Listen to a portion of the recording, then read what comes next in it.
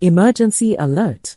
Charles secured the room by locking the door in response to the furious reaction of the terminated employee. Harry refers to the 3 key secretaries as pests. Greetings, dear viewers. Welcome to Breaking Royal News, bringing you the latest updates on the controversial duo, Harry and Meghan Markle, as reported on our channel, VIP. The position for which Charles had dedicated his entire life suddenly became his reality. When he delivered a thoughtful and well-received speech to the nation, 24 hours after assuming the throne, he expressed his love for his mother and vowed to serve the country with devotion, respect, and affection. It was evident that he had ample time to contemplate these words. As Charles embraced the responsibilities of his new role, many long-serving members of his staff faced a different, less desirable challenge: they lost their jobs. With the Queen at Buckingham Palace, Charles at Clarence House, and Prince William at Kensington Palace, the monarchy transitioned from an organization with 3 separate centers of power to one with only 2, the Kings and Williams. Layoffs were unavoidable, but the sudden announcement of the news left a bitter taste in many people's mouths. Just 4 days into the formal mourning period, letters were sent to 100 Clarence House employees, informing them of potential job cuts. Similarly, the late Queen's personal assistants at Buckingham Palace received notices of termination. Sir Clive Alderton, Charles' chief private secretary, penned a letter to the Clarence House staff, acknowledging that the news would be upsetting. A source revealed, everyone, including the top team and personal secretaries, is extremely angry. To prepare for this, the entire team has been working late every night since Thursday. It was clearly a shocking revelation for everyone. The anger within the family was not directed towards the king himself. Such is the nature of a transition of power. It is impossible to maintain 2 households, especially when the responsibilities of the king differ so significantly. However, the manner and timing of the announcement were inadequate. The decision-makers only considered the financial aspect, neglecting the human element. In an effort to accommodate as many employees as possible, Clarence House promised to explore alternative positions for them. Additionally, the employees would receive enhanced redundancy packages. However, negotiations regarding their departures might prove challenging for some individuals.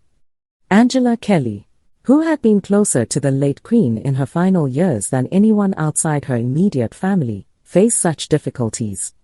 Kelly, who had previously served as Elizabeth's dresser, held a much larger role.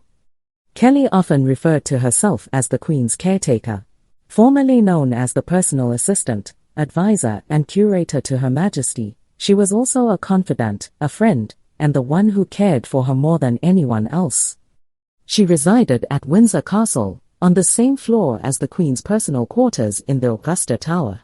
Kelly believed she would be able to reside in her cottage in Windsor Home Park for the rest of her life, as promised when the Queen passed away.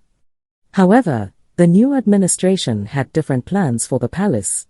The changing of locks in the Queen's apartments just days after her passing was one of the first indications of the firm approach the new government intended to adopt.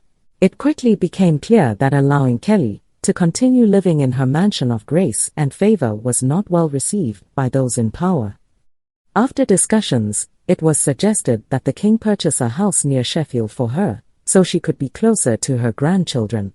Following this decision, 65-year-old Kelly shared a photo of her garden on Instagram, just before the coronation, with the caption, "Preparing to bid farewell.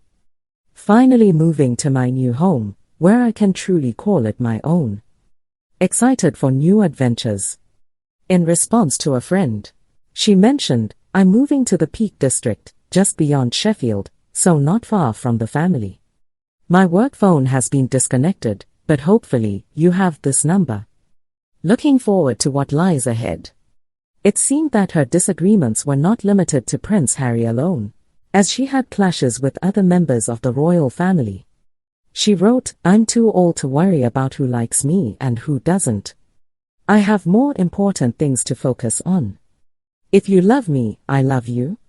If you support me, I support you. If you hate me, I don't care." It was understood that upon her passing, the king would reclaim the newly built house in Yorkshire and return it to the crown. In response to this, a source commented, "Even if Angela wasn't everyone's favorite, the king didn't want to see her in a difficult situation. It seems the king simply didn't want her as a neighbor." Following the Queen's death, Kelly wasn't the only one who realized her time had come to an end. Since 2017, Sir Edward Young had been serving as the Queen's personal secretary, but he had no illusions about his future. Charles had his own choice for the role, Alderton. After a brief transitional period to ensure a smooth handover, during which both Young and Alderton held the title of Private Secretary, with Alderton as the Principal Private Secretary, and Young as the Joint Principal Private Secretary, it was made clear who was truly in charge. Eventually, Young would depart. On his last day of work, 1 week after the coronation, Alderton bestowed upon him a peerage and expressed these kind words. "For nearly 20 years, Edward has been a wonderful friend and colleague. He played a crucial role in assisting the late Queen during her final years and in facilitating a smooth transition. We will all miss him greatly." To put it in a language Prince Harry would understand, the wasp had taken the bee's place. In his biography, Spare, Harry did not hold back in expressing his views on private secretaries and the flaws of the monarchy system. Young, Alderton, and Simon Case, who was Prince William's personal secretary at the time, were his three targets of criticism. In the book, he referred to them as the bee, the wasp, and the fly, respectively. His statements were far from complimentary. He described the bee as having an oval face and a gentle demeanor, as if he brought blessings to all. However, Harry pointed out that this composed exterior could be deceiving, and sometimes it would prove to be their final mistake. As for Simon Case, also known as the Fly, Harry claimed that Case had been associated with political intrigues and had developed an appetite for manipulating government affairs and the media. Harry detested Alderton the most, yet he ironically gave him the most flattering nickname. After all, who would want to be a fly or a bee when they could be a wasp? Harry's portrayal of Alderton had a touch of confusion. On one hand, the wasp was tall, charming, and exuded confidence and energy. On the other hand, he could be meek and unassuming. However, Harry claimed that if you ever questioned or disagreed with Alderton, he would strike back with a venomous sting, leaving you to recoil in shock. Where did that come from, anyway? It all seems rather amusing. However, for those familiar with the courtiers in the palace, deciphering which nickname corresponds to which individual can be entertaining, though perhaps a bit too convenient. According to those who were present at the time, Harry never used these nicknames while he was still in Britain. They appear more like creations of Harry's ghostwriter to add excitement to the story.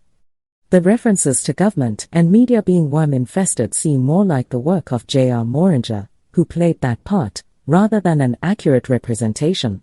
The three amigos referred to the three confidential secretaries at the time, and had nothing to do with insects. It later evolved into the three egos. While they may serve as antagonists in the story, they are perhaps not as effective as the extended metaphors of bee, fly, and wasp. What are your thoughts on King Charles' decision to dismiss his staff and Harry's vulgar references to his father and brother as secretaries? We would love to hear your opinions in the comments section below.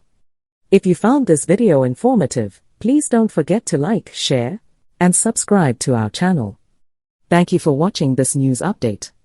Stay tuned for more videos. Goodbye.